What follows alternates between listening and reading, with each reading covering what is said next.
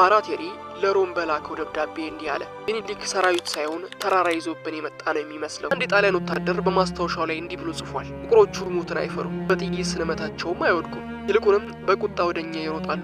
የጦርነት ሳይሆን ገሃነም ነበር ይላል። ጣሊያን የምትገጥመው 20 ሚሊዮን የተቆጠረ ልቦችን ነበር። እኔ ኢትዮጵያን ነጻነት ለገንዘብ ሆነ ለክብር አልሸጥም።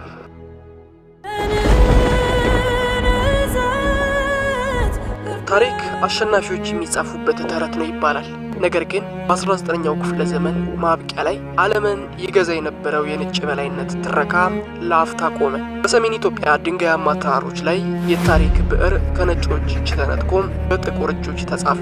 ዛሬ የምነግራችሁ ስለ አንድ ጦርነት ብቻ አይደለም። ዛሬ የምነግራችሁ አውሮፓ የማይቻለው ተከሰተ ብላ ስላመነችበት ስለ አፍሪካ ትንሣኤና ስለ አድዋ ድል ሚስጥር ነው። የቪዲዮ እስኪያልቅ ድረስ 3 ነገሮችን ትረዳላችሁ። አንደኛው ኢትዮጵያ እንዴት በብዕር ሴራ ልትበላ እንደነበረ፣ ሁለተኛው በ100 ሺህ ጦር በባዶ እግር ሺህ ኪሎ ሜትሮች ያክል አቋርጠው ስለተጓዙት ኢትዮጵያውያን ተአምራዊ ድርጊት እንመለከታለን። በመጨረሻም ስለ ዋና እጅጉን አስደንጋጭ ስለነበረው ዓለምን ስላስደነገጠው የመጨረሻው የአድዋ የድል ሰዓት እንመለከታለን። ወደ 1980ዎቹ እንመለስ። 1984 በርሊን ጀርመን። አውሮፓውያን ጠረጴዛ ዙሪያ ተቀምጠው አፍሪካን እንደ ዳቦ ይቆራርሷታል። ስክራምብል ኦፍ አፍሪካን፣ የአፍሪካን ቅርምት። ጣሊያን በዚህ ድግስ ላይ ዘግይታ ነበር የመጣችው። እንደ እንግሊዝ ሰፊ መሬት፣ እንደ ፈረንሳይ ለም መሬት አልነበራትም። የጣሊያኑ ጠቅላይ ሚኒስትር ፍራንሲስኮ ክሪስፒ ግን አንድ ህልም ነበረው። አዲሷን የሮማን ኢምፓየር በአፍሪካ መገንባት የሚል ትልቅ እቅድን አንግቦ ተነሳ። ጣሊያን ምጽዋን ያዘች። ቀስ እያሉ ወደ ደጋማው ክፍል ሰረጉ። በወቅቱ ኢትዮጵያ በድርቅ በከብት በሽታና በረሃብ እየተቆላች ነበረ። ጣሊያን ይህንን እንደ ትልቅ አጋጣሚ ቆጠረችው። የደከመች ኢትዮጵያን በቀላሉ መዋጥ ይቻላል ብለው አሰቡ። ነገር ግን እሳተ ገሞራው ገና መፍላት መጀመሩን አላወቁም። ግንቦት 25 ቀን 1981 ዓ.ም ወሎ ውጫሌ ተራራ ላይ ታሪካዊ የውጫሌ ውል ተፈረመ። ንጉስ ምኒልክ ለሀገራቸው ሰላምና ዘመናዊ መሳሪያ ለማግኘት ሲሉ ተስማሙ።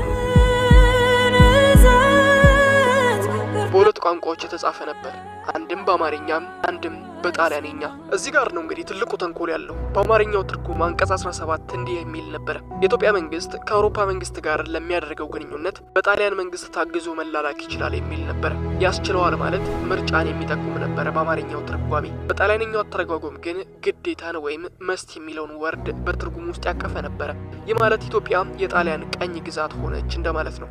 ሚኒሊክ ይህንን ሲረዱ እንዴታቸው ወሰን አልነበረውም ይላሉ የታሪክ አዋቂዎች። ጣሊያኖች እንዲህ አሏቸው፣ እኔ ኢትዮጵያን ነጻነት ለገንዘብ ሆነ ለክብር አልሸጥም።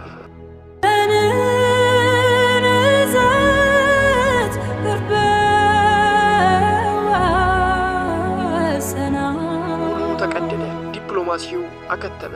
አሁን የቀረው አንድ አማራጭ ብቻ ነው። እርሱም እንደምን ነበረ? ጦርነት ታወጀ። ነገር ግን ጣሊያን የምትገጥመው ንጉሱን ብቻ አልነበረም። ጣሊያን የምትገጥመው 20 ሚሊዮን የተቆጠረ ልቦችን ነበረ።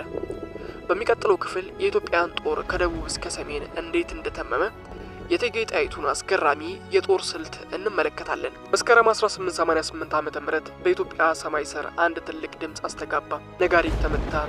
የዳግማዊ ምኒልክ የክተት አዋጅ ከመቼውም ጊዜ በላይ ግልጽ ነበረ። ሀገርህን፣ ሃይማኖትህን፣ ሚስትህንና ልጆችን የምትወድ ከሆነ ተከተለኝ ክተት የሚል ነበር ጥሪው። ታሪክ ጸሐፊዎች እንደሚሉት በዚያ ወቅት በኢትዮጵያ ምድር የታየው እንቅስቃሴ አስገራሚ ነበረ። ራስ መኮንን ከሐረር ጦራቸውን ይዘው ተነኑ። ራስ መንገሻ ከትግራይ፣ ንጉሥ ተክለ ሃይማኖት ከጎጃም፣ ራስ ወሌ ከየጁ፣ ራስ ምኒልክ ከወሎ ከ100 ሺህ በላይ የሚጠጉ የሰው ማዕበሎችን ይዘው ወደ ሰሜን ፈሰሱ። ይህ ጦር እንደ አውሮፓ ጦር በባህር የተጓዘ አልነበረም። በባዶ እግር ያድዋ ጀግንነት ጋራና ሸለቆ እያቋረጠ 1000 ኪሎ ሜትሮችን የተጓዘ ነው። ከወታደሩ ጀርባ ደግሞ ጀግኖች ኢትዮጵያውያን ሴቶች ነበሩ። ስንቅ የሚያቀብሉ፣ ውሃ የማይቀብሉ፣ ቁስለኛ የሚያክሙ። ጦርነቱን የመንግስት ብቻ ሳይሆን የህዝብ ያደረጉት የሀገር ባለውለታዎች ወደዚህ ስፍራ ተመዋል። ጣሊያኖች ይህንን ሁሉ ሰራዊት ሲያዩ እንደደነገጡ የታሪክ ጸሐፍት ይናገራሉ። ባራቴሪ ለሮም በላከው ደብዳቤ እንዲህ አለ። ሚኒሊክ ሰራዊት ሳይሆን ተራራ ይዞብን የመጣ ነው የሚመስለው።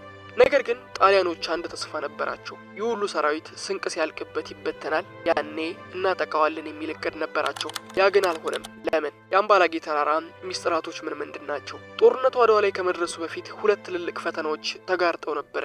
አንደኛው አምባላጌ ላይ ነበር። እዚያም የኢትዮጵያ ጦር የጣሊያን ቀኝ እጅ ሰብሯል። በመቀጠልም ወደ መቀሌ ምሽጋቸው ነበር ያመራው። የጣሊያን ጦር በመቀሌ ምሽግ ውስጥ ተሸሽጎ ነበር የቆየው። እዚህ ጋር ግን የእቴጌ ጣይቱ ወታደራዊ ብልሃት የታየበት ትልቅ ምዕራፍ ተከፈተ። ጣሊያኖች በምሽጋቸው ውስጥ ሆነው መድፍ ይተኩሳሉ። የኢትዮጵያ ሰራዊት በቀጥታ ቢጋጠማቸው ብዙ ሰው ሊቆሰልና ሊያልቅ እንደሚችል እቴጌ ገብቷታለች። ጣይቱ ግን እንዲህ አለች፣ ጦሩን ከማስጨረስ የውሃ መስመራቸውን ብንዘጋውስ? ለ15 ቀናት ጣሊያኖች ያለ ውሃ ታሰሩ። ጥማትን ማላመጥ ጀመሩ። በመጨረሻም እጃቸውን ሰጡ።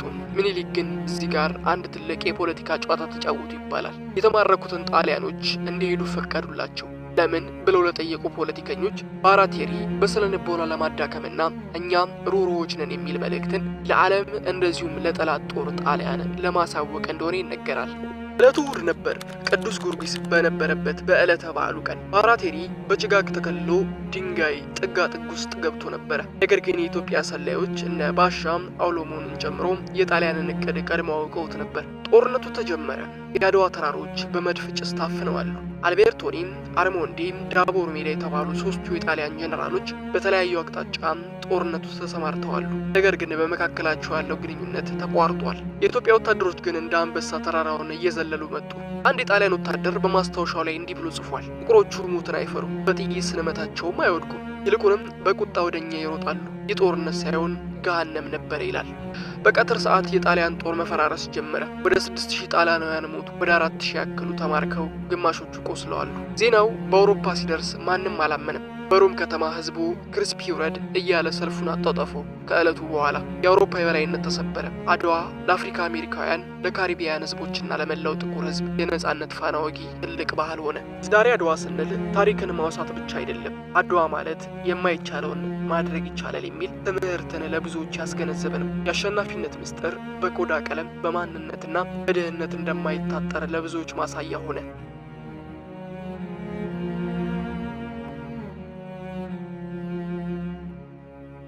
የአድዋ ጀግንነት በታሪክ ወርቅ ተቀረጸ።